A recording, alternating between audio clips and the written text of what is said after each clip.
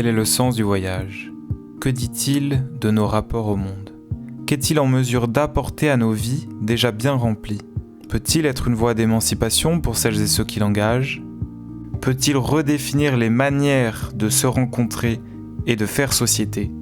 Quelles peuvent être ses existences dans le monde complexe d'aujourd'hui et celui que l'on désire pour demain ?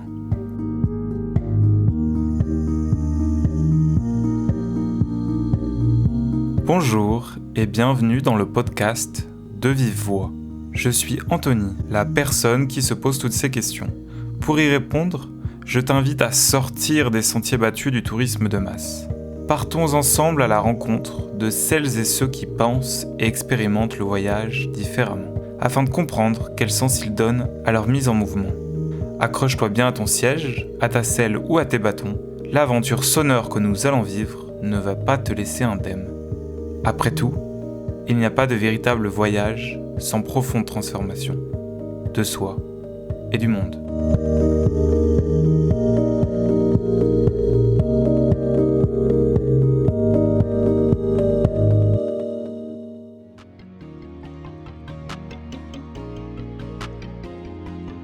Aller explorer d'autres manières d'être au monde. Se défaire des relations marchandes autant que possible pour favoriser l'authenticité et la sincérité des rencontres avec les locaux. C'est l'expérience de vie et de voyage vécue par Johan et Fanny pendant 1 an. Un voyage en stop, sans argent, en dormant chez l'habitant. La découverte d'alternatives de vie au sein d'une diversité d'éco-villages dans le monde. Et si le voyage était un outil adapté pour nourrir des liens de qualité avec le vivant qui nous entoure ? Dans cet épisode, on explore les différentes façons de créer du lien, en voyage et en communauté.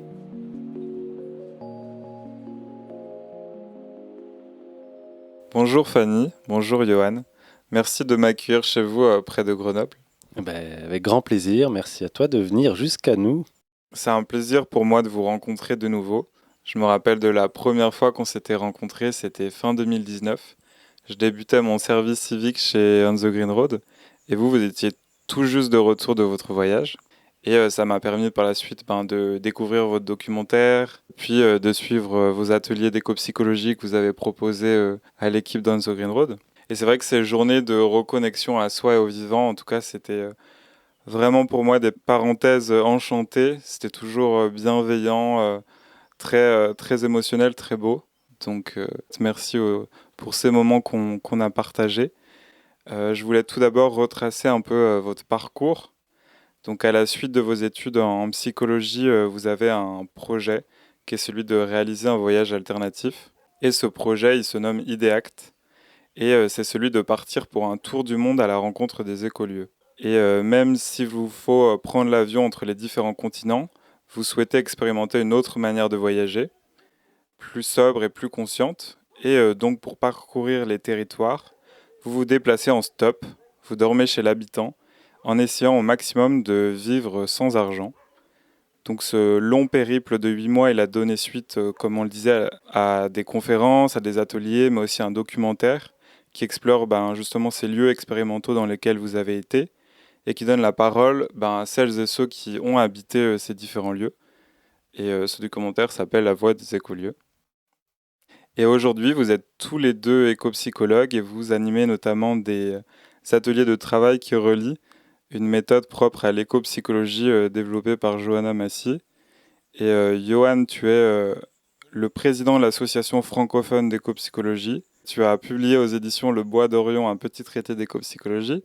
Fanny, toi, en dehors de tes pratiques en psychologie, tu as une deuxième passion qui est celle de la musique. Tu diriges plusieurs collectifs portés sur le chant, notamment le chœur Couleur Gospel et le groupe grenoblois Magix. Dans un premier temps, il me paraît intéressant de revenir sur ce voyage engagé que vous avez expérimenté. Et je voulais vous demander quelles sont les raisons qui vous ont poussé à partir en 2018 ? Alors les raisons, il y en a eu plusieurs. La première, c'est déjà qu'on terminait nos études et du coup, on cherchait un emploi. Et moi, j'avais fait du coup un master en psychologie sociale. Et il n'y avait aucune offre d'emploi qui m'intéressait. Je voulais appliquer mes connaissances au champ de l'écologie. Et il n'y avait que des propositions en ressources humaines dans des grosses entreprises qui n'étaient pas du tout là où je voulais mettre mon énergie. Donc l'idée du voyage est partie de ce constat qu'il n'y avait pas vraiment de place pour moi dans le monde du travail tel qu'il était. Et que du coup, j'avais envie de partir, de profiter de cette année qui arrivait pour aller puiser de l'inspiration à plusieurs endroits. Donc ça, c'est l'idée du voyage vraiment qui a émergé comme ça. Puis quand j'en ai parlé à Johan, lui, il m'a dit tout de suite, si tu pars, je viens avec toi. Et après, pourquoi est-ce qu'on a décidé de partir à la rencontre des écolieux ? C'est parce qu'en fait, on était beaucoup investis dans les réseaux militants à Lyon, et notamment dans Alternatiba. Et on a rencontré pas mal de gens qui se posaient des questions sur pourquoi est-ce qu'il y a des gens qui sont vraiment investis et engagés au niveau militantisme écologique, et puis d'autres personnes qui ont beau avoir le constat de l'état du monde, mais qui pourtant ne font rien. Et là, en fait, moi, je travaille dans une asso qui s'appelle Osons ici et maintenant, où on avait eu une conférence sur les écovillages, justement. Donc c'est là que j'avais appris l'existence des écolieux, que je ne connaissais pas du tout. Et donc, on s'est dit avec Johan qu'on voulait vraiment porter un projet dans ce voyage qu'on allait faire. Et on s'est dit, pourquoi pas aller à la rencontre des écolieux pour recevoir un peu leurs enseignements, parce que là-bas, c'est des gens qui ont changé radicalement leur mode de vie pour justement prendre soin du monde. Donc, on s'est dit qu'on allait aller les interviewer et voir un peu qu'est-ce qu'ils pouvaient nous apprendre, en fait. Et on avait envie de diffuser ces connaissances, que ce ne soit pas un voyage que pour nous, mais qu'il soit pour toutes les personnes après. Et le moyen qui nous est venu en tête, c'était de créer un documentaire, parce que les gens aiment bien les films, et on s'est dit que ça pouvait être utile. Et puis de mon côté, je rajouterais aussi que parallèlement à ça, cette préparation de Tour du Monde, en fait, on a aussi vécu une sorte de retournement un peu du fait que la situation planétaire était est catastrophique. Donc on avait parallèlement commencé à lire les livres de Pablo Servigne, notamment Comment tout peut s'effondrer. Et on était dans un groupe d'amis, justement, et donc on a découvert ce sujet. Moi, ça a été assez fort pour moi. J'ai été pas mal chamboulé par ce que j'ai lu, par cette prise de conscience, en fait, qui à la fois m'a fait peur, mais aussi m'a fait vraiment poser des questions essentielles, à savoir quelle est l'utilité de mon travail, quelle est l'utilité de mes études à l'heure actuelle, sachant que je n'ai jusqu'alors pas eu connaissance de tout ça. Et donc, c'était aussi au cœur de notre réflexion, c'est comment est-ce qu'on peut être utile, comment est-ce qu'on peut utiliser nos connaissances pour le bien du vivant, pour travailler autour de cette question de la catastrophe écologique et sociale. Donc vous avez fait le choix, pour aller à la rencontre justement de ces écolieux, de vous lancer dans un tour du monde. Pourquoi le choix d'un tour du monde ? Pourquoi le choix d'aller justement sur différents continents ? Alors, c'est une très bonne question. Ce qui me vient là, c'est déjà qu'on voulait, on a planifié notre tour, ce tour en se disant quels sont les pays qu'on voulait déjà aller visiter, rencontrer les habitants, la culture, et puis avoir une idée aussi des écolieux ou de l'écolieu. Est-ce qu'il y a des différences culturelles selon le pays ? Donc en fait, on voulait voir s'il y avait avoir une petite vision par rapport aux écolieux et par rapport aux personnes qu'on allait rencontrer, s'il y avait des différences, des similitudes, comment ça se vivait en fait, comment les gens vivaient. Et ensuite, on s'est aussi dit, si je ne me trompe pas, qu'on avait cette idée que ça allait être plus ou moins notre dernier grand voyage, qu'après on s'est quand même engagé, comme tu l'as signifié au tout début. On a fait ce choix, cet engagement de se dire que ça allait être les derniers avions de notre vie. Et donc on s'est dit autant minimiser le nombre d'avions qu'on allait prendre. Et donc on a essayé de tracer un circuit qui minimisait le nombre d'avions qu'on allait prendre selon la distance qu'on allait parcourir, pour aller justement après rencontrer ces différentes cultures. Et justement, cet engagement-là, il allait de pair avec le fait, justement sur les territoires, de voyager en stop, de dormir chez l'habitant, et au maximum, comme je le disais, de voyager sans argent. Pourquoi avoir fait le choix du stop ? Est-ce que vous étiez d'abord entraîné à la pratique du stop, ou comment ça vous est venu ? Je peux commencer à répondre, puis Fanny complétera. Premièrement, il faut dire que moi, je suis un très très grand fan de Nuit et culotté. Donc j'ai toujours eu cette envie de vivre un peu leurs aventures, de me dire, ok, ce qu'ils font, c'est à la télé, je le vois à la télé, mais est-ce que c'est possible de le vivre dans mon quotidien? Est-ce que moi aussi, je peux vivre des aventures comme ça? Ou est-ce que finalement, c'est un peu fake ce qu'ils font, et dans ce cas-là, c'est juste voilà, eux, et ça marche pas trop pour les autres? Donc moi, j'avais vraiment cette envie, cette curiosité de me dire, est-ce que moi aussi, je peux faire ça? Et puis, donc ça, c'est une première idée. Donc, moi, j'avais jamais voyagé en stop. J'avais jamais vraiment fait du stop avant. Donc, c'était vraiment la première fois que j'allais engager, voilà, une aventure en stop. Et puis, le sans argent, ben voilà, ça vient aussi de cette idée. Alors, c'est un peu comme un peu des boutades à chaque fois avec Fanny, quand elle m'a dit, est-ce que tu veux partir avec moi? Enfin, est-ce que je vais partir en tour du monde? Moi, je lui ai dit, bah, je viens avec toi. Enfin, si tu vas, je viens. Et après, on s'est un peu challengé. Ok, bah, si on part minimaliste. Ok, mais si on part en stop, allez, viens, on part aussi sans argent. Et à chaque fois, c'était ah ouais, ah bon, d'accord, ouais, pourquoi pas. Et en fait, on s'est un peu challengé comme ça, et au final, plus on en parlait, plus on se disait si, si, c'est possible. Et on peut voyager comme ça, on peut essayer, sortir de notre zone de confort, aller au-delà et puis se mettre un peu découvrir en fait, ben, parce qu'on était dans la thématique de vivre autrement, d'être au monde autrement. Eh ben, nous, on voulait aussi le vivre et pas uniquement le constater chez les autres, mais le vivre personnellement pour avoir une profondeur dans ce qu'on allait raconter par la suite. Et ouais, comme on allait explorer des écolieux qui sont des lieux d'expérimentation alternatives, on avait, comme Johan a dit, envie d'expérimenter nous-mêmes des alternatives dans le voyage. Mais c'est vrai qu'on était vraiment hyper novices dans tout ça. Moi, j'avais fait du stop une seule fois dans ma vie, avec 3 autres filles. Donc voilà, c'était mon unique expérience de stop. Voyager sans argent, j'avais jamais fait non plus. Loger chez l'habitant, pareil. Donc c'était vraiment tout nouveau. Et comme ça faisait quand même un peu peur de partir pour un tour du monde entier de cette manière-là, on s'est vraiment dit qu'il fallait qu'on fasse des entraînements. Et du coup, on a planifié 2 sessions d'entraînement. Enfin, d'abord, on a fait des petits voyages en stop de chez nous à chez nos parents pour s'habituer à faire du stop. Et ensuite, on a fait une semaine de voyage de la Haute-Savoie jusqu'à la Bretagne, en aller-retour, sans argent, du coup, en stop et en logeant chez l'habitant pour commencer à voir comment ça faisait de voyager de cette manière dans notre pays, là où on connaissait la culture. Ça s'est super bien passé, vraiment. Et donc, on s'est dit, bon, allez, deuxième niveau, on va partir maintenant faire ça en Europe. Et comme on ne savait pas trop encore quels étaient les pays dans lesquels on allait aller pour le tour du monde, quelles seraient les langues qui seraient parlées, on s'est dit, bon, là, on se challenge plus. Et du coup, on va dans des pays européens dont on ne connaît pas la langue pour voir si on arrive quand même à communiquer et à pouvoir vivre cette expérience-là.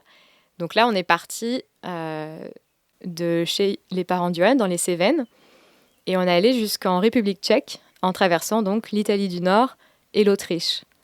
On ne parlait pas italien, on ne parle pas allemand, enfin voilà. Donc ça a été intéressant de rencontrer finalement des personnes qui parlaient un petit peu d'anglais avec nous, qui parlions un peu anglais. D'autres personnes qui parlaient ni anglais, ni français, ni espagnol, qui sont les 3 langues qu'on maîtrise à peu près. Et où du coup, on faisait un peu des gestes. Enfin voilà, on se débrouillait comme on pouvait. Mais ça nous a montré que c'était possible de voyager comme ça. Ça nous a pris 2 semaines du coup de voyage pour aller jusqu'en République tchèque. Et une fois qu'on a fait ces entraînements, là, on se sentait en confiance pour faire le grand tour, sachant que finalement, les pays qu'on a choisis, c'était des pays qui parlaient soit français, soit anglais, soit espagnol. Donc, c'était des langues dont on avait quand même des notions. Et du coup, voilà, c'était le fait d'avoir fait cette expérience dans des pays où on ne connaissait pas du tout les langues, ça nous a permis d'être un peu plus serein pour partir comme ça. Donc à la suite de ces entraînements que vous avez faits en France et en Europe, vous êtes parti justement pour ce tour du monde et la première étape de votre parcours, c'était de rester en Europe. Dans quel pays vous avez voyagé en premier et pourquoi avoir choisi ces pays en particulier? Alors, c'est une très bonne question aussi. On a commencé par l'Irlande parce que justement, dans notre idée de vouloir minimiser le nombre d'avions qu'on voulait, généralement, un tour du monde se fait d'est en ouest. Et là, on l'a fait d'ouest en est. On l'a fait un peu dans le sens inverse que ce qui est fait habituellement. Donc, on est d'abord parti en Irlande, en Écosse, puis ensuite, on est allé au Canada. Et après, on a descendu les Amériques comme ça. Et donc, l'expérience de l'Irlande, c'était une manière pour nous de commencer un peu dans quelque chose qu'on connaissait, à savoir la culture anglaise est plus ou moins similaire, enfin, même s'il y a des différences, il y a quand même, on s'y retrouve, on connaît déjà, enfin, c'est pas si loin de la France. On a choisi l'Irlande parce que du coup, il y avait un éco-village qui avait l'air vachement intéressant là-bas, Cloghjordan. Et aussi parce que du coup, on avait un rêve qui était de tenter, pareil, on a été inspiré par Nuit et culottée encore, qui était de tenter le bateau stop. Et du coup, on a pu faire ça entre l'Irlande du Nord et l'Écosse. Et moi, j'avais une amie en fait qui habitait en Irlande du Nord. Donc on savait qu'on pouvait être hébergé chez elle le temps de trouver un bateau pour pouvoir traverser en bateau. Et il nous a fallu 5 jours quand même pour faire du bateau stop, pour trouver un bateau qui nous emmène en Écosse. Mais c'était pour ça aussi qu'on avait choisi ces pays. C'est parce qu'on savait que là-bas, il y avait possibilité d'avoir le temps pour essayer de vivre ce rêve de trouver un bateau qui puisse nous emmener jusqu'en Écosse. Comment vous procédiez justement pour dormir chez l'habitant? Vous alliez toquer directement aux portes ou vous utilisiez par exemple Couchsurfing? Quels sont les outils que vous avez utilisés pour dormir chez l'habitant? Alors là, au fil du voyage, on a établi vraiment une stratégie qui était que d'abord, on demandait dans les dernières voitures de la journée qui nous avaient pris en stop. Souvent, d'ailleurs, c'était pas nous qui posions la question, c'était les personnes qui nous disaient voilà, vous allez jusqu'à où? Où est-ce que vous dormez ce soir? Et puis, c'est là qu'on leur disait on ne sait pas encore, parce que du coup, on loge chez l'habitant. Et des fois, ça amenait simplement à ce que la personne nous propose si vous voulez, vous dormez chez moi. Donc, ça, c'était la première phase, on va dire. Après, si on n'arrivait pas à trouver quelqu'un dans les voitures, et du coup, elle nous déposait à un endroit. Et là, on commençait à faire du porte-à-porte, en effet, à toquer pour voir si on trouvait quelqu'un qui serait OK de nous héberger. Et là, en fait, on a fini par se rendre compte, après les premières semaines de voyage, que c'était vraiment mieux de le faire avant l'heure du repas du soir.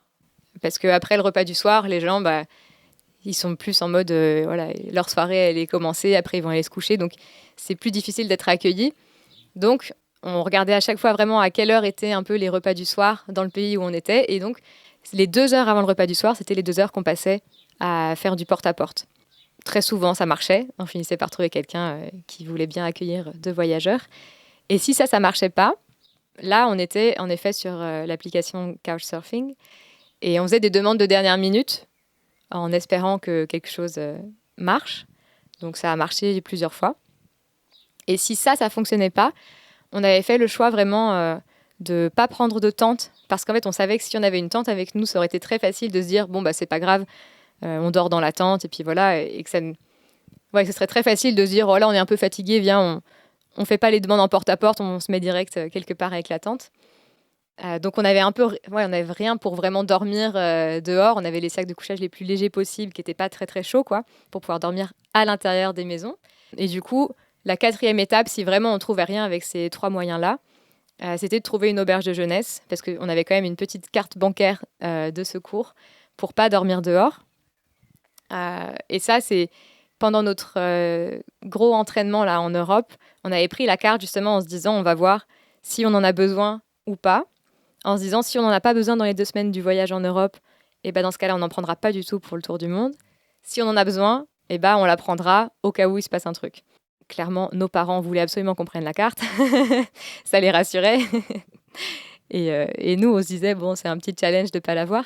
Mais il y a eu une soirée où on a fait du porte-à-porte pendant cet entraînement. Et à 22h30, on n'avait toujours personne pour nous héberger. Et il avait fallu choisir est-ce que du coup on dort dehors ou pas. Et en fait, on était vraiment hyper fatigués. On était en Italie, et en fait, en Italie, c'est interdit de dormir dehors dans les parcs ou quoi. Et on était vraiment dans une grande ville en Italie. Donc, on avait fini par prendre une chambre dans un petit hôtel. Et le lendemain, quand on a pris le petit déjeuner du coup à l'hôtel, qui allait avec la chambre, on a discuté avec les gens qui étaient sur la table à côté de nous. Et c'était des gens qui allaient dans la direction où on voulait aller. Et en fait, c'est eux qui nous ont pris du coup en stop, qui ont été la première voiture à nous prendre en stop. Donc, on a pris ça un peu comme un signe de « OK ». Finalement, c'est OK aussi, ça permet quand même la rencontre, finalement, de s'autoriser des fois à dormir dans des auberges de jeunesse ou des petits hôtels quand on n'arrive pas à trouver un moyen différent pour être hébergé sans argent. Et c'est pour ça qu'on avait cette carte pour, si jamais tous les autres moyens ne fonctionnait pas. Donc le fait de vivre sans argent, ça impliquait aussi de vivre du don, notamment en termes de nourriture. Comment aussi à ce niveau-là vous procédiez?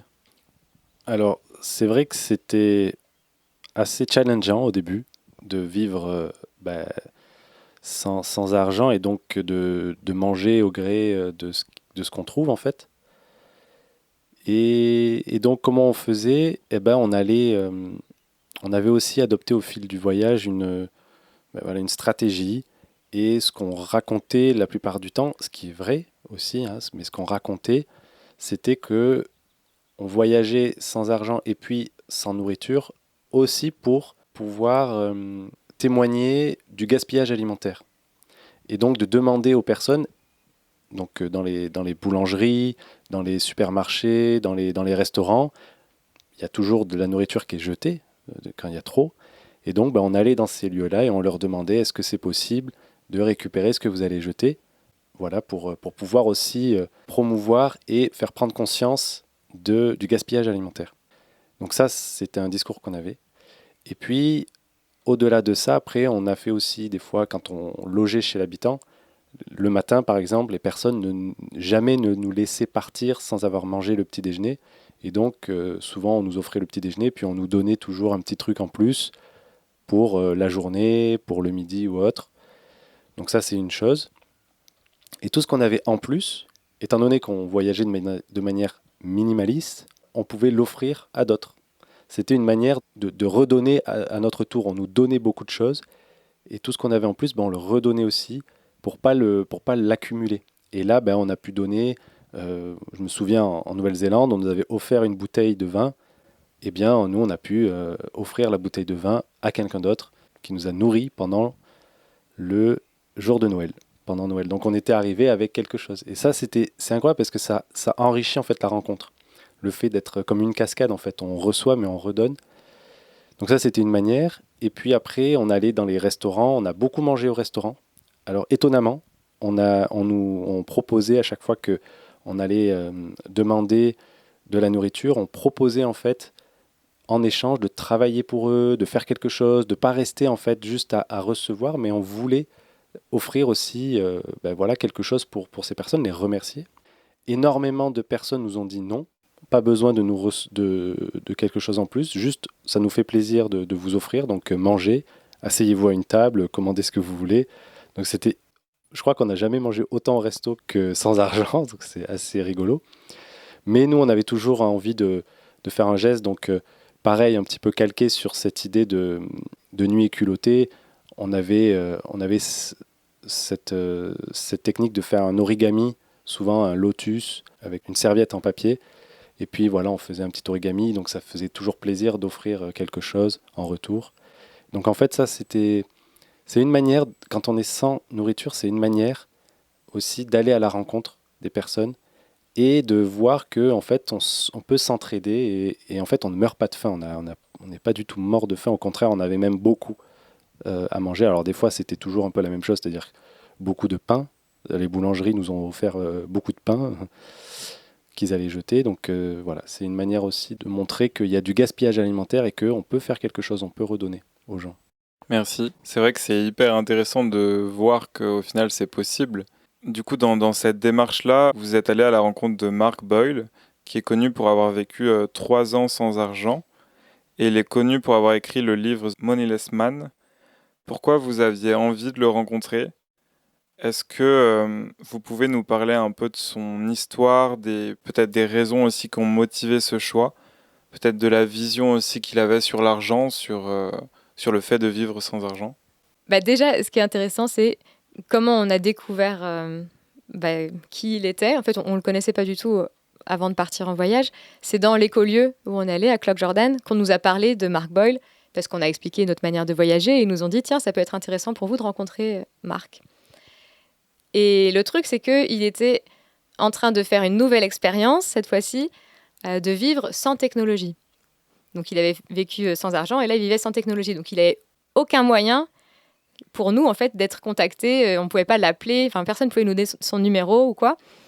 Et ils avaient quand même son adresse. Donc, pour le rencontrer, déjà, on a dû lui envoyer une carte postale en espérant qu'il réponde avant qu'on quitte l'éco-village où on était. Par chance, il nous avait répondu. Et après, ça a été un peu l'aventure aussi pour le trouver. Du coup, il avait donné son adresse, mais c'était un petit endroit perdu. Il avait construit lui-même sa petite maison, du coup, sans électricité du tout, pour pouvoir faire cette expérience de vie sans technologie.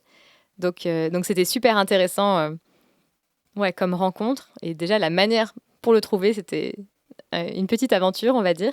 Et alors, pourquoi est-ce qu'il avait voulu vivre sans argent ? Je me rappelle plus exactement, mais je pense que Yoann va pouvoir nous dire. Alors, j'ai pas forcément tous les détails, mais de ce que je me souviens, quand on l'avait interviewé, il nous racontait qu'il avait travaillé pas mal de temps dans une épicerie en fait de bio. Et en fait, il s'était rendu compte qu'il y avait une exagération, enfin déjà une perte alimentaire aussi, un gaspillage alimentaire, même dans ces lieux-là, et qu'en fait, ça correspondait pas du tout finalement à ce qui était proposé, enfin à l'alternative que proposait cette enseigne en fait. Et ça l'avait vraiment marqué de se dire en fait ça coûte cher, il y a quand même du gaspillage alimentaire, et donc en fait l'alternative n'est pas si bonne que ça, et ça l'avait marqué. Et il s'était dit en fait il y a toujours en fait cette idée d'argent qui est là, qui est au centre et qui ne permet pas finalement de vivre autrement. Donc je crois que c'était un peu ce début de réflexion qu'il avait eu dans son expérience quand il avait travaillé à cette supérette ou supermarché, je ne sais plus exactement comment c'était. Et donc il en était venu à se dire j'ai envie de vivre sans argent et justement ne plus être dans cette logique de l'argent, du gaspillage et puis du greenwashing d'une certaine manière. Donc il était parti là-dessus, il me semble. Et donc de fil en aiguille, il a vécu, à la base, je crois qu'il voulait vivre que 1 an maximum. Et donc il avait réussi à récupérer une caravane sur un site, ça s'appelle, je crois que c'est Free Cycle, un site un peu comme ça, où on peut trouver des trucs ou donner des choses. Et lui, il avait récupéré une vieille caravane qu'il avait retapée, et donc il avait vécu là sur un terrain prêté par quelqu'un. Et en fait, il avait aimé cette expérience, et donc il a prolongé sur 2 ans de plus, donc sur 3 ans en tout, son expérience. Et ça, c'était hyper riche en fait de le rencontrer, parce que avant lui, on ne pensait pas que ça pouvait être vraiment possible de s'extraire, ou en tout cas de limiter au maximum les échanges argent contre l'argent, avec l'argent. Et est-ce que vous avez l'impression justement que le fait d'éprouver aussi le fait de voyager sans argent, ça vous a permis de faire plus de rencontres, ou peut-être des rencontres plus authentiques que vous n'auriez pas fait justement dans un rapport marchand classique, par exemple de tourisme? Carrément. On le voit rien qu'en comparant cette expérience puis toutes les autres expériences qu'on a eues de voyage où on a été hébergé dans des auberges de jeunesse, on a fait un truc classique, on va dire. Là, dans ce voyage-là, les personnes qui nous hébergeaient, en fait, on était finalement obligés, mais en même temps, on avait envie vraiment de discuter avec elles, de les rencontrer. Et souvent, on restait vraiment qu'une seule nuit chez ces personnes-là, puis on repartait le lendemain sur la route. Mais quand on repartait, on avait l'impression presque de quitter la famille. Et ce vécu-là, il était ressenti par nous, mais aussi par les familles qui nous hébergeaient, par les personnes qui nous accueillaient. Et il y a eu des relations vraiment très très fortes qui ont été tissées, des personnes avec qui on échange encore de temps en temps des cartes postales ou des messages. Donc ça c'était assez impressionnant de voir à quel point le fait qu'il n'y ait pas un échange d'argent, ça redonne une relation d'humain à humain et de cœur à cœur. On était obligés en fait de créer une vraie relation. Il n'y avait rien qui nous était dû, à la fois de notre côté et puis du côté de la personne qui nous hébergeait en fait. C'était juste, on était là, on avait envie de vivre une expérience ensemble, on était OK de se rencontrer et ça change tout à fait tous les rapports en fait. C'était hyper intéressant. Et même pour nous, ça a aussi augmenté notre envie de pouvoir donner en retour, parce qu'on a vraiment beaucoup, beaucoup reçu dans ce voyage par ces personnes qui, du coup, n'attendaient rien de nous, en fait. Juste, elles étaient là, elles étaient présentes à l'expérience qu'on proposait et elles nous accueillaient pour une soirée. Et voilà, ça nous a donné envie aussi, à notre tour, de pouvoir faire la même chose, accueillir d'autres gens, etc. Et ça se voit aussi avec l'expérience de Mark Boyle. Lui, donc, il a vécu son expérience sans argent. Et en fait, Là, je te disais, il a créé sa petite maison pour vivre sans technologie. Mais la petite maison qui était déjà sur le terrain, en fait, qui est à côté d'où il vit, il l'a ouverte en hébergement gratuit, finalement, enfin à prix libre, pour n'importe quel voyageur, quelle personne qui voudrait passer par là, qui voudrait le rencontrer ou qui voudrait juste se ressourcer. Bah voilà, il a une maison qu'il a créée qui est libre d'accès, en fait, et les gens peuvent contribuer dans un petit pot la somme qu'ils veulent à la fin, mais il n'y a rien d'obligatoire, c'est vraiment du don. Et ça, je pense aussi que c'est le fait qu'il ait reçu beaucoup en vivant comme ça, en dehors de ses relations un peu économiques, et bah, ça permet aussi de donner beaucoup plus, en fait. Et vous aviez aussi une autre manière justement de partager des moments sympas avec les locaux, c'était que dans chaque pays, vous essayiez de trouver une tenue traditionnelle et d'apprendre des pas de danse liés à une culture en particulier. Est-ce que vous pouvez justement nous parler de ces moments-là?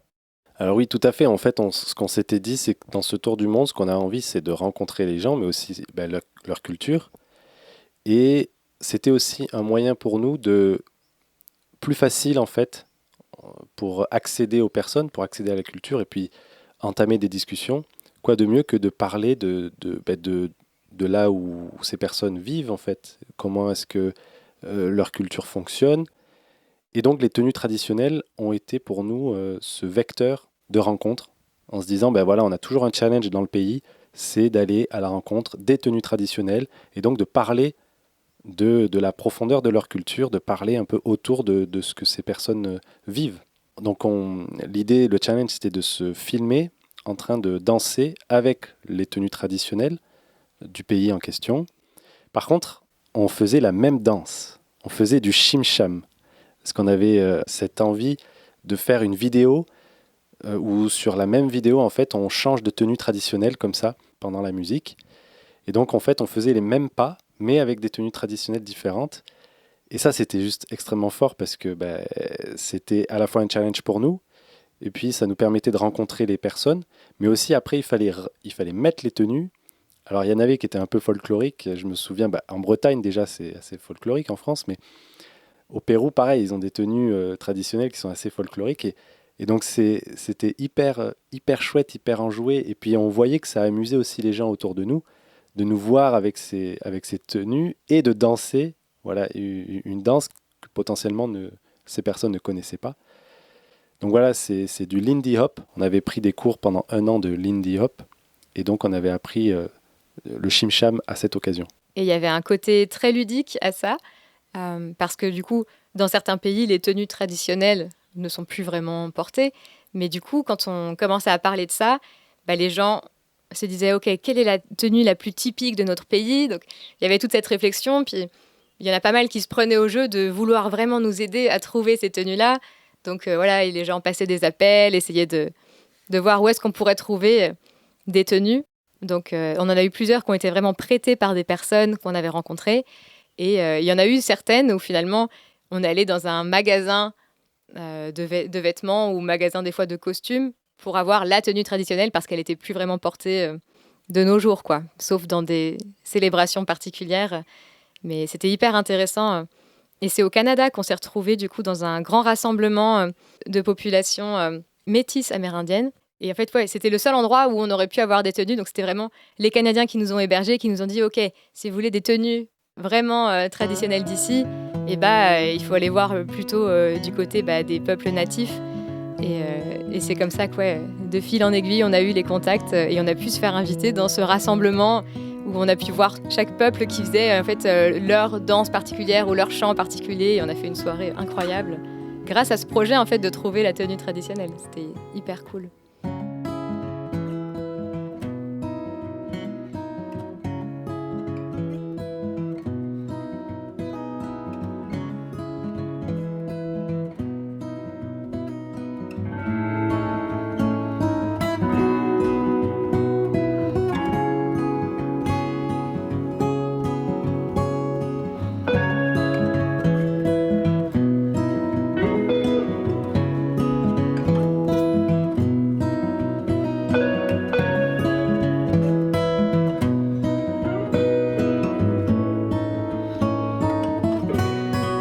Et à la suite du coup de cette expérience en Europe, vous êtes allé en Amérique, aux États-Unis, au Chili, au Pérou notamment, puis en Asie, en Inde et en Océanie, en Nouvelle-Zélande.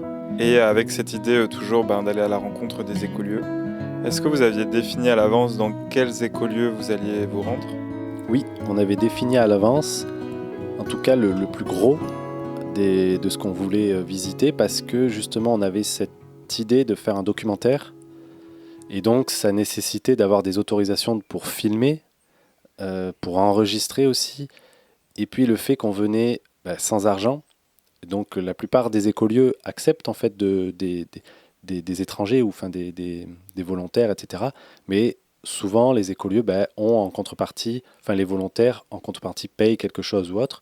Et nous on avait, il fallait qu'on les contacte pour leur dire voilà nos conditions, est-ce que vous acceptez ou pas ces conditions-là, en sachant que on vous fera de la pub puisque vous ferez partie de notre documentaire. Et en plus de ça, on pourra aussi travailler avec vous pendant les temps libres. Entre deux interviews, on peut faire aussi du volontariat pour vous. Donc oui, on avait contacté les écolieux. Il y en a certains qui ne nous ont pas répondu, certains qui nous ont dit non, et certains qui nous ont dit oui. Et donc on a pu définir comme ça, affiner le tour du monde qu'on voulait faire en fonction des écolieux qui nous acceptaient. Et on avait essayé aussi de faire attention au type d'écolieu dans lequel on allait vivre quelque temps. C'est-à-dire on avait trouvé des écolieux qui étaient très récents, des écolieux qui étaient plus anciens, et puis des écolieux qui étaient grands, environ 200 personnes, voire plus, des écolieux qui étaient tout petits, quelques personnes, voire une, deux ou trois familles, pour avoir en fait une palette, une variété aussi, et voir les différences, les similitudes, comment est-ce que ça fonctionne. Est-ce que le paramètre temps est important? Est-ce que le paramètre nombre d'habitants est important? La manière d'habiter?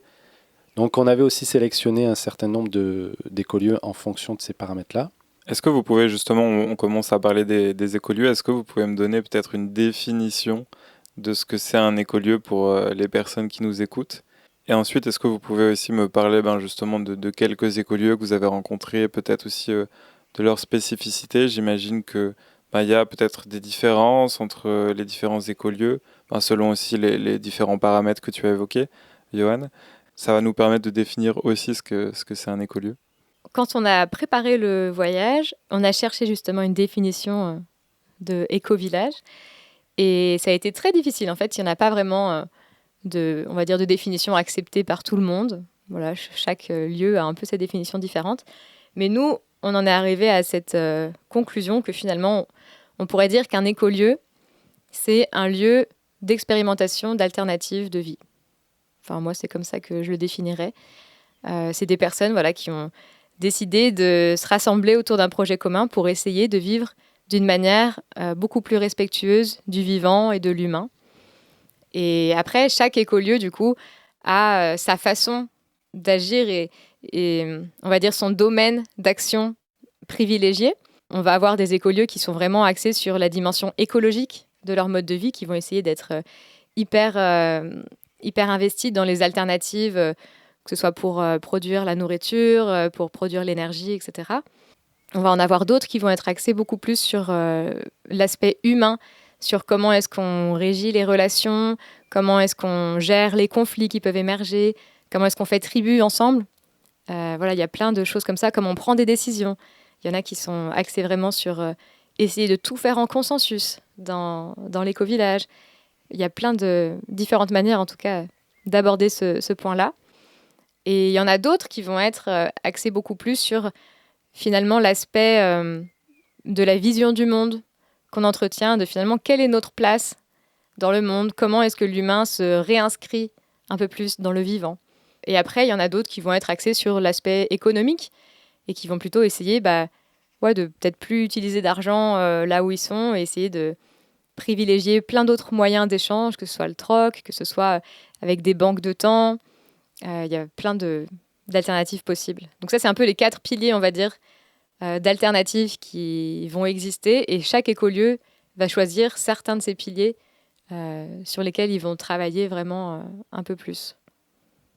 Donc pour citer quelques exemples, on a visité l'écolieu en Inde, donc qui est Auroville, donc qui est assez connu pour être un des plus grands écolieux et aussi l'un des plus anciens. Auroville est suffisamment grand et Auroville est découpé en plusieurs secteurs, premièrement, mais aussi en plusieurs projets. Et dans un de ces projets, il y a un écolieu qui s'appelle Sadhana Forest. Donc cet écolieu qui s'appelle Sadhana Forest a pour mission première de reforester en fait, toute une zone qu'on appelle la ceinture verte d'Auroville, donc qui est en Inde, vers Pondichéry. Donc c'est l'est, le sud-est de l'Inde, qui avait complètement été rasé par les Anglais, par les colons, quand il y a eu l'invasion de l'Inde, enfin la royauté de l'Angleterre. Et donc c'était une zone complètement aride. Et donc l'idée de cet écolieu, c'est de reforester. Et donc ils étaient, à l'époque où on était, donc il y a déjà maintenant, c'était en 2018, 2019, donc il y a un petit moment, mais en tout cas ça faisait plus de 15 ans déjà qu'ils travaillaient à reforester. Et ils ont réussi à reforester, à ramener de l'eau, etc. Et donc voilà, eux, ils étaient tournés là-dessus, sur donc le pilier écologique, le fait de ramener de l'eau, du bois, des arbres, et donc de la vie, là où il y avait un désert. Et puis, ils avaient aussi un autre penchant, enfin un autre pilier assez fort, qui était autour de l'économie. Ils étaient principalement sur une économie de dons. Donc ils expérimentaient beaucoup le don en fait. Donc eux ils fonctionnaient principalement sur des mécènes ou sur le don des volontaires quand les volontaires venaient. Plus on vivait avec eux, moins on donnait en fait, moins les personnes donnaient de l'argent en fait parce que ils estimaient que le temps de travail était suffisant et donc on n'avait pas besoin de rétribution monétaire. Donc les volontaires qui venaient juste pour un mois devaient, par exemple, donner, je dis une connerie, je ne sais plus, on va dire 50 euros, admettons. Et ben, plus on restait chez eux, plus la somme diminuait en contrepartie. Et cette somme permettait en fait d'acheter de la nourriture aux agriculteurs aux alentours, donc à faire vivre finalement une économie locale.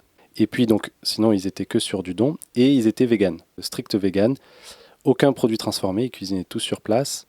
Et puis, ils étaient aussi très minimalistes, et donc ils économisaient énormément l'eau. Donc, on avait des toilettes sèches, on avait des toilettes aussi sans papier toilette.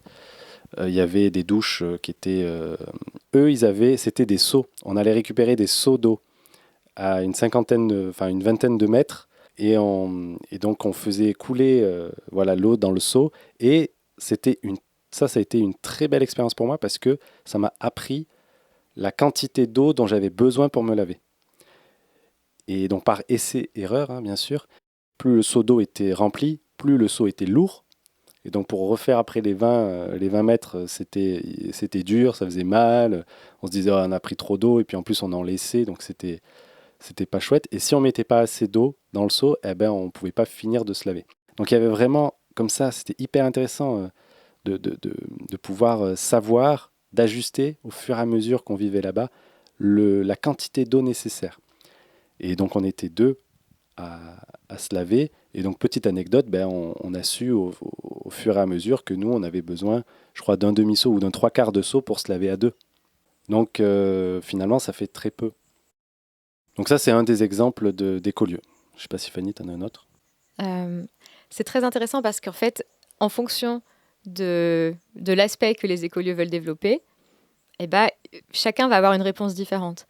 Là, on a Sadhana Forest qui axe vraiment le pilier alternative écologique, mais qui sont vraiment que sur des low-tech. Donc, des façons de faire qui n'ont pas besoin d'énergie pour fonctionner, on va dire. Alors qu'on a eu Clough-Jordan en Irlande, où là, ils sont vraiment sur le côté plutôt high-tech, de la haute technologie, parce qu'ils ont carrément créé un Fab Lab avec cette idée de pouvoir en fait être autonome dans les réparations des machines et des objets qu'ils utilisent au quotidien. Leur envie, ils ont donc une imprimante 3D, par exemple, pour pouvoir, si jamais ils ont un appareil en fait qui ne marche plus, plutôt que de devoir commander la pièce manquante en Chine ou racheter un appareil neuf, pour pouvoir en fait réimprimer la pièce et réparer leurs objets. Donc eux, ils étaient sur l'aspect vraiment haute technologie pour répondre à ce même enjeu de faire des alternatives écologiques. Donc ça, c'était assez intéressant de voir les différentes façons de répondre à ces enjeux-là. Et peut-être pour donner un aperçu des différentes spécialités de chaque éco-village qu'on a traversé, il y en a certains qui étaient des écolieux un peu plus spirituels, qui étaient vraiment axés autour d'une religion. Il y en a eu un donc, au Canada, Ideal Society, où là, voilà, ils avaient vraiment plein de prières, de chants, de rituels de yoga qu'ils faisaient, en fait, et qui permettaient, en fait, d'avoir un développement des liens dans la communauté et puis aussi un travail vraiment intérieur, personnel, de son écologie intérieure, finalement. On a vu un endroit en Bolivie, à Uchumachi Govardhan, où là, c'était, je crois que c'est une religion, la religion Hare Krishna.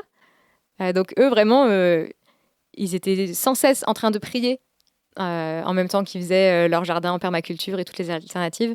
Il y avait vraiment cet aspect spirituel sur certains des écolieux qu'on a visités. Et puis d'autres lieux qui n'avaient pas du tout cet aspect-là. Il y en avait un, celui au Chili, il était consacré à la construction écologique. Donc ils faisaient des dômes en bois, terre, paille. Et ils étaient devenus un lieu de formation vraiment pour les lycées et pour les gens qui avaient envie de se former là-dedans, sur l'éco-construction. On a eu en Nouvelle-Zélande un lieu, un éco-quartier en fait, qui travaillait essentiellement du coup le consensus. Et leur objectif, c'était vraiment d'essayer de prendre des décisions qui satisfassent toutes les personnes de la communauté.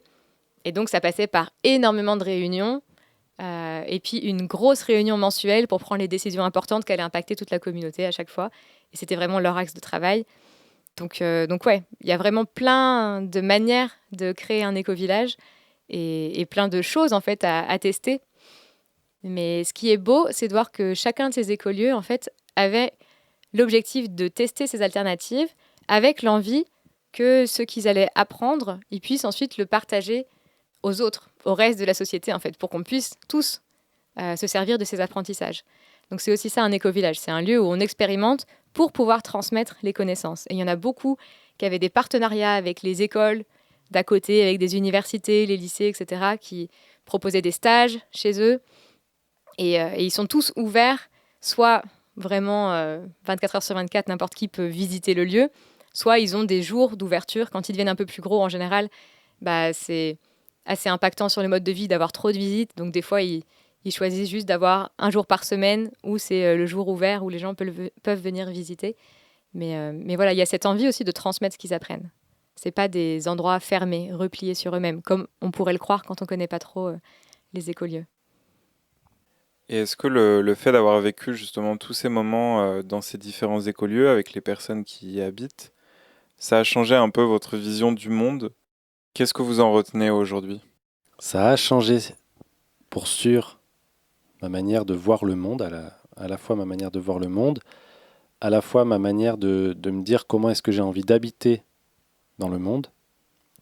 Parce que de sortir pendant un temps, en comptant nos entraînements, ça fait quasi un an où on a vécu d'autres manières d'être au monde. Alors ça a eu un impact considérable sur moi et ça continue d'avoir un impact sur ma vie, sur ma vision du monde. Et de voir en fait toutes les possibilités qui s'offrent à nous.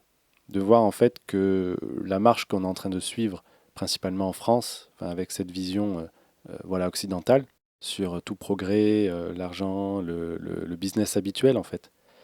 Que ça, c'était juste une manière qui est terrible, qui a des conséquences vraiment terribles sur l'habitabilité de la Terre, sur tout le vivant, de voir qu'en fait c'est juste une possibilité parmi en fait une infinité. Et donc moi, ça m'a ouvert les yeux sur l'envie d'essayer autre chose à mon échelle, avec ce que je peux en fait, ce que je peux faire, et de contribuer en fait à l'émergence de nouveaux imaginaires, de nouveaux modes de vie. C'est pour ça que je fais de l'éco-psychologie aujourd'hui. C'est parce que ça vient remplir en fait cette mission, une mission de vivre autrement et de montrer que c'est possible d'aller ailleurs, d'aller sur d'autres modes d'être, d'autres modes de vie. Et j'ajouterais que c'est pas seulement les écolieux, mais aussi finalement toutes les rencontres qu'on a fait dans le voyage, même pendant qu'on voyageait et quand on était logé chez l'habitant, finalement on a eu la chance de voir plein de modes de vie différents, même en dehors des écolieux en fait, parce qu'on a pu entrer dans les foyers de plein de familles différentes. Et j'ai trouvé ça d'une richesse incroyable. Et ouais, c'était hyper inspirant en fait de voir que quand on grandit finalement, on grandit avec nos parents, dans notre famille. Et c'est le seul mode de vie qu'on connaît. Peut-être qu'on va aller de temps en temps chez des copains, copines et qu'on va voir d'autres modes de vie, mais c'est à peu près tout ce qu'on a. Et du coup, on a peu de possibilités d'inventer un mode de vie différent ensuite. On a tendance à reproduire ce dans quoi on a grandi. Et donc là, c'était hyper riche de pouvoir entrer dans les foyers de plein de gens différents, de voir comment est-ce qu'eux vivaient et d'avoir ces écolieux avec toutes ces alternatives. Moi, ça m'a ouvert un champ des possibles dans les façons de vivre qui était incroyable. Et puis, ça m'a aussi, cette façon de voyager finalement, m'a permis d'augmenter un peu ma confiance dans le fait que peu importe les situations dans lesquelles je serai, peu importe finalement la quantité d'argent que j'ai ou que j'ai pas, on peut se débrouiller et vivre tant qu'on arrive à entretenir des liens avec les autres. Ça m'a montré vraiment l'importance du lien parce que finalement, dans ces rencontres, c'est la qualité des relations qu'on va créer avec les gens qu'on croise qui vont être déterminantes sur le fait qu'on puisse manger ou on puisse être logé. Et dans les écolieux, le fait qu'un écolieu va pouvoir perdurer, ça va vraiment dépendre de est-ce que les gens arrivent à s'entendre, comment est-ce qu'ils entretiennent les relations, parce que du coup, ils vivent tout le temps ensemble. Et c'est vraiment la préciosité du lien qui est pour moi la plus grosse leçon, on va dire, de ce voyage. Au final, c'est peut-être ce qui fait le commun aussi de tous ces écolieux, c'est le fait de vivre une expérience en communauté et donc d'expérimenter au quotidien ces liens. Justement, vous avez parlé un petit peu des apprentissages de ce voyage et au retour du voyage, vous êtes plus lancé justement dans l'éco-psychologie. Est-ce que ce tour du monde à la rencontre des écolieux a favorisé le fait que vous vous lanciez dans ces pratiques-là? Carrément. Justement, comme je disais au tout début, un des trucs qui m'avait donné envie de partir en voyage, c'est parce que j'avais envie d'agir en tant finalement que psychologue dans le milieu de l'écologie et que je ne trouvais pas de proposition d'emploi dans ce domaine-là. Et en fait, dans les écolieux, on a découvert, en lisant beaucoup de livres dans les bibliothèques qu'ils avaient, qui étaient immensément riches et inspirantes, on a découvert finalement un jour ce terme éco-psychologie. Et ça a fait tilt. En fait, on s'est dit, mais c'est exactement ça qu'on veut faire. Et c'était rassurant à la fois de se dire, finalement, le lien entre la psychologie et l'écologie existe déjà. Et c'est pas un truc à créer de zéro. Ça a déjà commencé à être pensé, réfléchi par d'autres. Donc ouais, ça a été un peu la révélation du voyage, de découvrir ce champ-là. Et donc c'est pour ça que quand on est rentré, on s'est dit, on a vraiment envie de creuser cette question de l'éco-psychologie et de s'impliquer là-dedans, de mettre notre énergie là-dedans. Et c'était rigolo parce qu'en fait, quand on a commencé à créer le projet du documentaire, on était en train de lire un livre qui s'appelle Active Hope, qui a été traduit depuis en français en tant que l'espérance en mouvement. Et dans ce livre, on avait trouvé un processus The Work That Reconnects, qui s'appelle du coup en français le travail qui relie. Et on avait vu ça, et c'est sur ce processus qu'on a calé notre documentaire. Donc on travaillait là-dessus. C'était vraiment un truc qui nous inspirait beaucoup. Voilà, il y avait plusieurs étapes pour transformer les émotions douloureuses qu'on pouvait avoir et créer de ça une énergie d'action pour contribuer au changement du monde. Et voilà, ça nous inspirait beaucoup. Et quand on a découvert le champ de l'éco-psychologie, on s'est rendu compte que ce travail qui relie, sur lequel on travaillait du coup depuis 1 an, c'était un domaine d'application de l'éco-psychologie. Ça en faisait partie en fait. Donc c'était assez fou de se dire, ok, non seulement c'est vraiment ça qu'on voulait faire, et en fait on le fait déjà sans savoir que c'était de l'éco-psychologie. On est déjà en train de travailler là-dessus. Et du coup, à notre retour de voyage, on a commencé à chercher les personnes qui travaillaient dans l'éco-psychologie autour de nous. Donc on a cherché un peu dans le quart sud-est de la France, parce que c'est par là qu'on habitait. On s'est pris une semaine... on avait pris le camping-car des parents d'Yoann pour aller rencontrer toutes les personnes qui se disaient actrices de l'éco-psychologie et leur demander en fait comment est-ce qu'ils faisaient de l'éco-psychologie dans leur travail. Et donc on a découvert une personne qui animait des ateliers de travail qui relient. Et puis on a découvert plein d'autres personnes, des personnes qui écrivaient des livres, d'autres personnes qui accompagnaient des gens à changer leur manière de faire dans les entreprises autour de toute la démarche RSE, la responsabilité sociétale des entreprises.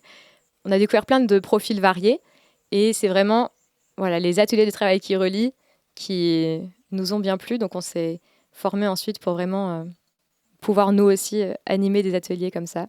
Et parallèlement, moi je me suis dit, vu que l'éco-psychologie est très peu connue encore en France, ça reste encore très marginal malgré que ça date des années 70, en tout cas aux États-Unis. Je me suis dit, quoi de mieux que d'écrire un livre pour à la fois moi continuer d'engranger de la connaissance là-dessus, en fait, sur l'éco-psychologie anglophone et aussi francophone, et aussi permettre de tout structurer autour d'un livre pour que je puisse l'offrir après aux individus francophones, en fait, aux personnes qui parlent français, pour pouvoir promouvoir ce champ de l'éco-psychologie et montrer que ça existe, que c'est déjà structuré, qu'il y a énormément de choses et qu'on peut s'en emparer et ça peut aider beaucoup de milieux à se transformer de l'intérieur et puis aussi de l'extérieur. Et ensuite, de l'appliquer au quotidien à la fois personnellement. Donc nous, dans notre vie, on essaye d'appliquer cette idée de l'éco-psychologie, de se transformer soi-même pour transformer le monde, mais aussi autour de stages, d'ateliers, de formations, de conférences. Voilà, tout ce qui tourne autour aussi du voyage, ça en fait partie, puisque c'est une inspiration de l'éco-psychologie. Et pour compléter encore un petit peu, dans les écolieux, je disais tout à l'heure, on a vu vraiment la préciosité du lien, à quel point c'était important d'entretenir les relations entre les personnes. Mais un des grands enseignements aussi des écolieux, c'était la profondeur du lien qu'ils entretenaient avec le reste du vivant, avec la nature. Et en fait, ça, c'était un truc qui répondait finalement à notre question de pourquoi est-ce que ces personnes ont changé radicalement leur mode de vie, alors que d'autres ont conscience des enjeux mais ne font rien. C'est parce qu'elles étaient vraiment connectées au vivant. Et ouais, il y avait ce sentiment de devoir entretenir cette relation et donc de prendre soin de la nature. Et du coup, le travail qui relie et l'éco-psychologie travaille beaucoup ce lien à la nature. Et l'éco-psychologie, c'est vraiment l'étude du lien entre l'humain et la nature et comment la qualité de ce lien va impacter à la fois la santé humaine et la santé de la planète. Et c'est aussi une leçon finalement de ces rencontres avec les éco-villageois. Donc au final, ça rejoint aussi tous les mouvements, toutes les personnes qui parlent de l'importance à la fois de l'écologie qu'on pourrait appeler extérieure, qui est l'écologie plus pratique environnementale, et de l'écologie de soi, qui est justement de penser aussi à soi, de se reconnecter à soi aussi. Pourquoi, selon vous, il est primordial de se relier au vivant, de se reconnecter au vivant aujourd'hui ? Comme le disait Fanny, la qualité de notre lien au vivant est un élément important, voire central, de la situation dans laquelle nous sommes aujourd'hui, c'est-à-dire la catastrophe que nous vivons aujourd'hui, une catastrophe écologique et sociale sans précédent, qui a des conséquences sur le vivant. Le vivant meurt autour de nous, c'est ça la principale des données à savoir. Enfin, le vivant est en train de mourir. Au-delà du changement climatique, c'est ce lien au vivant, c'est ce lien à la terre, le fait de retrouver une qualité harmonieuse avec le vivant, avec soi-même, avec les autres humains, mais aussi avec le vivant, les autres qu'humains. Ça vient rétablir une connexion profonde et donc une santé planétaire. On n'est plus en train de parler de la santé humaine, on va au-delà de la santé humaine puisque l'humain est complètement dans son milieu, dans la Terre, et donc on parle de santé planétaire, et donc on vient simplement réparer cette santé planétaire, remettre de l'harmonie. Et c'est ça qui nous permet de changer de modèle, de vivre autrement, et de sortir de cette catastrophe écologique et sociale telle qu'elle est aujourd'hui, pour aller vers une harmonie, pour aller vers d'autres sociétés. Et ça, c'est fondamental. Alors, on ne pourra pas sortir de la catastrophe sans cette prise de soin du vivant en soi, autour de soi. Et il y a un aspect qui me paraît essentiel, c'est que quand on se relie au vivant, on recrée finalement une motivation vraiment intrinsèque à en prendre soin, parce que du coup, on recrée une relation, on va dire, d'amour avec tous les êtres qui nous entourent. Donc, ça crée une motivation beaucoup plus forte à prendre soin de tous ces êtres qui sont autour de nous et de la planète. Alors que si on n'a pas cette connexion vraiment au vivant autour de nous, bah, ça reste des injonctions. Ok, pour que je reste en vie ou que mes enfants restent en vie, il faut que je fasse plein d'actions écolo, mais ça reste un peu des obligations, on va dire, et on n'est pas engagé pleinement avec tout notre cœur dans ces actions-là. Ça devient des contraintes.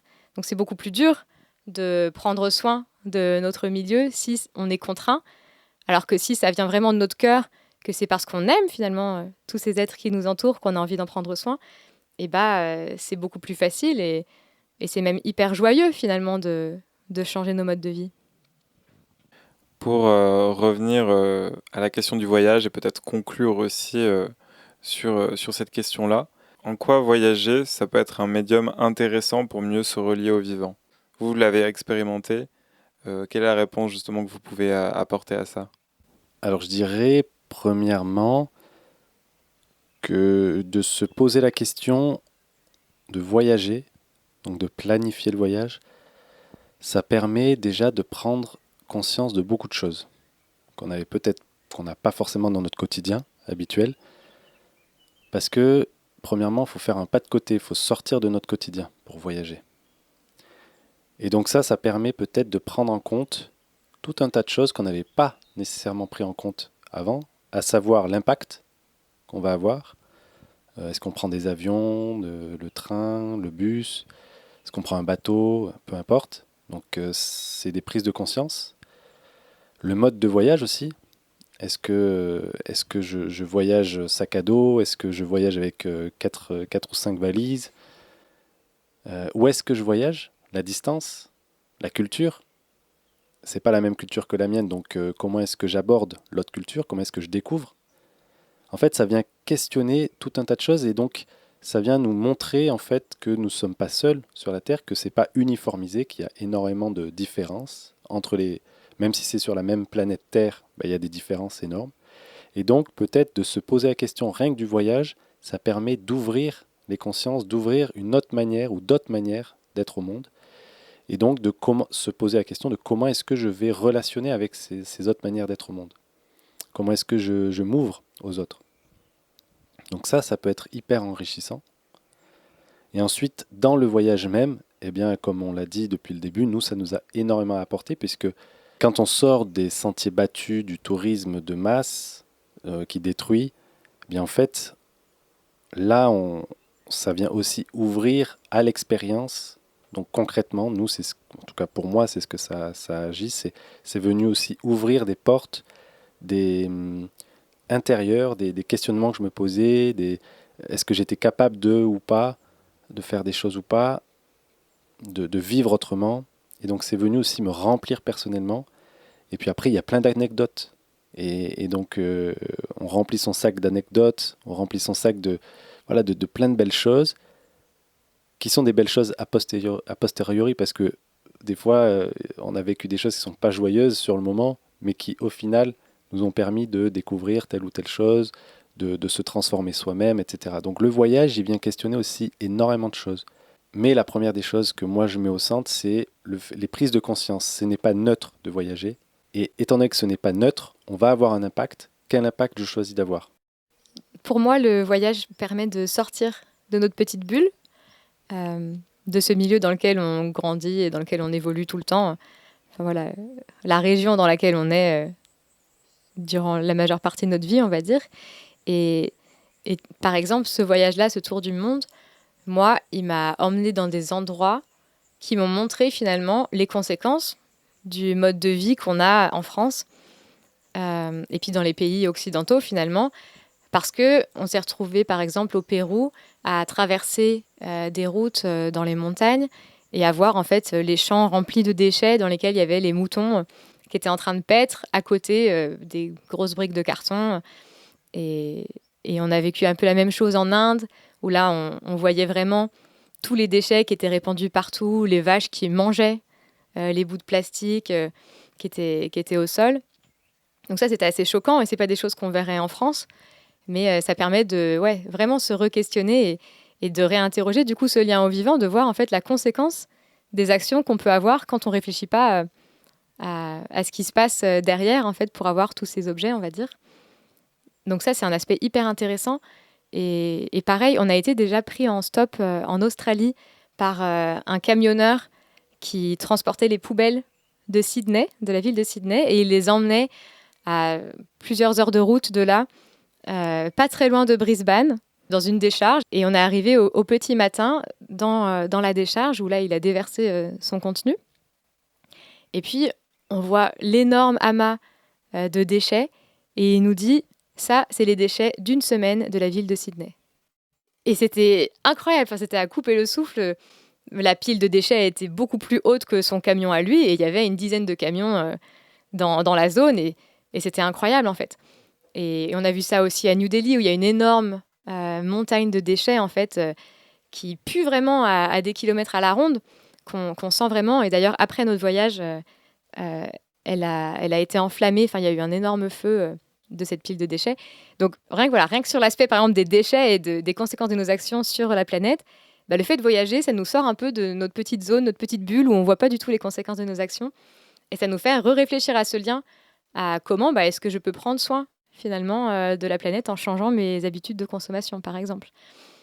Donc, il y a cet aspect-là où on voit vraiment les conséquences. On a vu aussi beaucoup de pauvreté dans certains pays et beaucoup d'inégalités. Par exemple, en Inde ou au Pérou, où vraiment, on voyait la différence entre les quartiers riches, qui étaient des quartiers touristiques, qui avaient toutes les attractions, qui étaient hyper bien faits. Et puis, dès qu'on sortait de ces quartiers-là, on voyait les maisons qui n'étaient même pas terminées de construire, mais qui étaient quand même habitées par les personnes plutôt pauvres de la population. Et on voyait les contrastes comme ça, qui sont faits juste pour que nous, Européens, on ait une expérience agréable de tourisme quand on va visiter ces pays. Mais en voyant les conséquences que ça a, l'impact social qui fait qu'il y a une partie de la population là-bas qui n'est pas prise en charge, quoi, qui n'est pas soutenue dans son développement.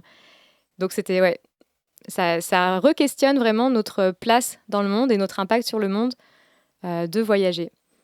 Ça, c'est sur l'aspect un peu négatif, on va dire, qu'on prend conscience un peu des choses.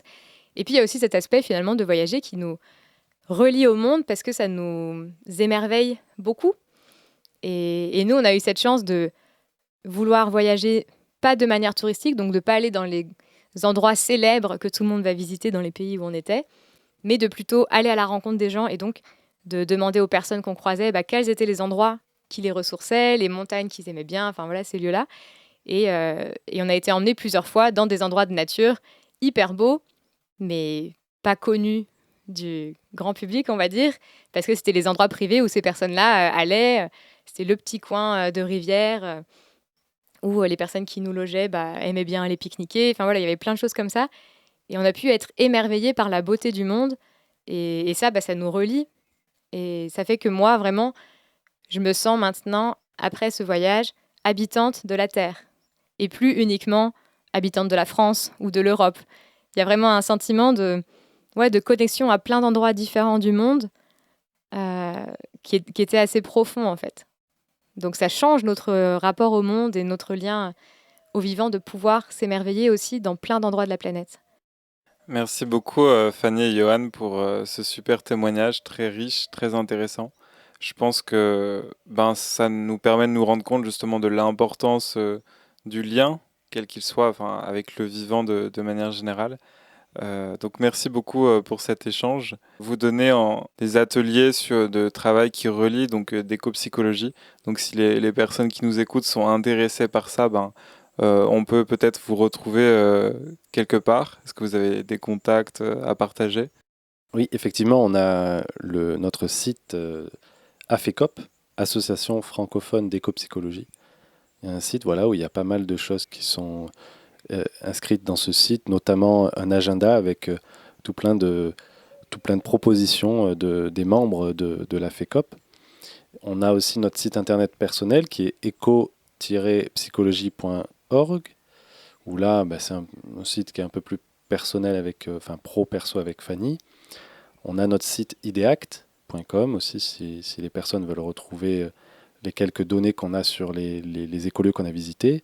On a notre documentaire, La Voix des écolieux, qui est sur la plateforme imagotv.fr, donc en accès gratuit et libre. Puis après, il y a mon livre,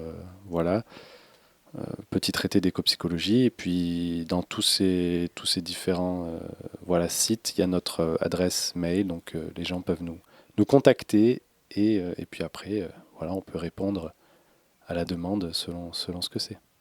Merci beaucoup. Je vous souhaite une belle fin de journée et je vous dis à très bientôt.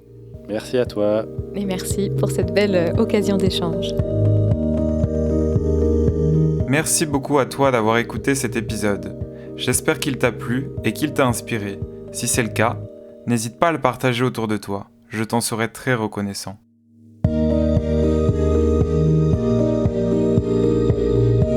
Nous voici à la croisée des chemins. L'occasion de se rendre compte qu'il n'existe pas de voie toute tracée quand on parle de voyage engagé, mais bien d'une pluralité de vives voix. Ce témoignage peut-il nous inciter à nous mettre en mouvement à notre tour ? Faire du voyage un outil pour se reconnecter au vivant et agir ensemble ? Un nouveau départ nous attend. Alors, faisons le premier pas.